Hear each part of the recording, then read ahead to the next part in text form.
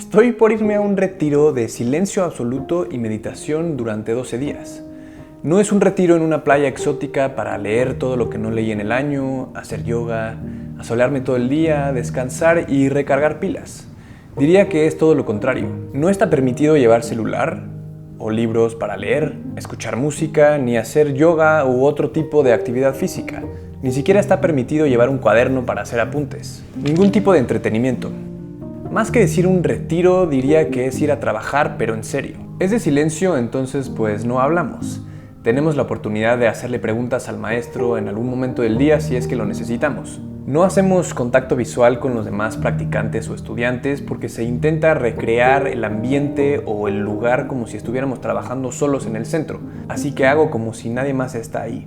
Estoy empacando mi sleeping, mi almohada, ropa cómoda para 12 días y mi banquito de meditación. Voy a estar sentado en él por más de 10 horas al día durante 12 días. Los días empiezan a las 4 de la mañana, cuando suena un gong, y para las 4:30 am ya estamos dentro del salón meditando en grupo. Este retiro es básicamente despertar, meditar, desayunar, meditar, comer, meditar, caminar, estirar un poco las piernas y hacerle preguntas al maestro si es que tenemos, escuchar unas grabaciones en donde se nos enseña la práctica y vamos aprendiendo más día con día, meditar y dormir. En algún momento de los descansos que tenemos en el día, me baño y vuelvo a meditar. Esta es mi segunda vez yendo al retiro y ahora, al ser considerado como un estudiante antiguo, en vez de merendar 2 piezas de fruta y té, ahora solamente meriendo té. Así es durante 12 días. Ahora, ya sé lo que estás pensando.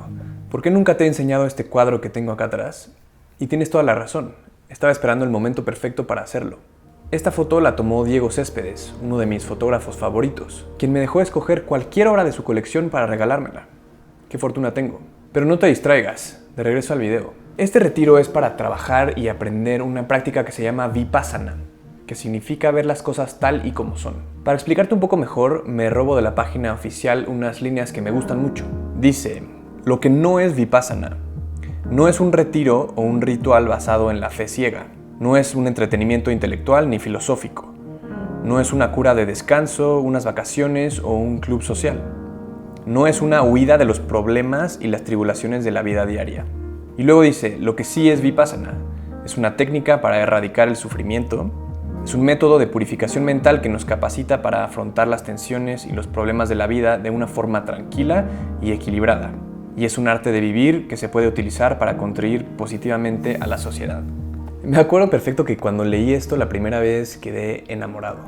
Y curiosamente en ese entonces estaba buscando aprender alguna técnica de meditación que no dependiera yo del internet o de alguna aplicación y que pudiera yo practicar y aplicar en cualquier lugar y en cualquier momento de mi día.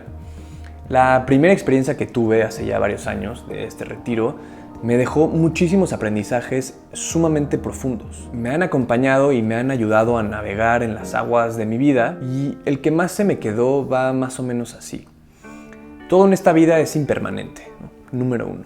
Nada es para siempre. Todo se acaba. Las cosas, nuestros cuerpos, nuestras experiencias, ni los tatuajes son para siempre, pues. El número 2 es que como todo termina, entonces es sumamente conveniente y recomendable practicar el desapego. El desapego nos permite aceptar la vida tal y como es, impermanente, con un final. Y nos enseña a no perder más el tiempo intentando cambiar cosas que están fuera de nuestro control, pero lo más importante es que nos ayuda a reducir nuestro sufrimiento en este plano.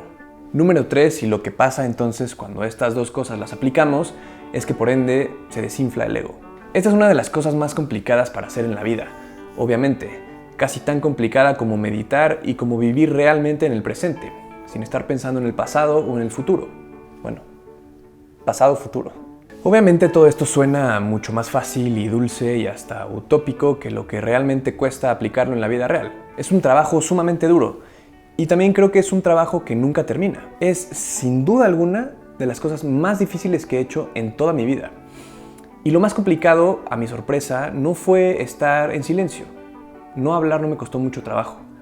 Lo realmente complicado fue estar todo este tiempo aquí, mi mente, luchando contra mis pensamientos, peleando con mi mente que no quiere cambio, que le cuesta soltar las cosas que no puede cambiar y que pues al mismo tiempo está malabareando 1000 otras cosas. No hay manera humana de explicar en un par de videos, por más largos y detallados que sean, de lo que uno vive, lo que uno siente y la transformación por la cual uno pasa cuando va a este tipo de retiros.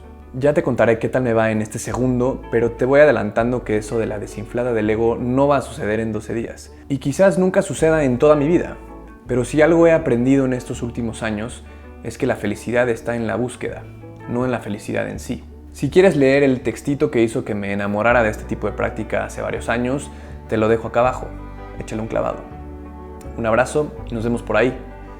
O por allá. No lo sabemos.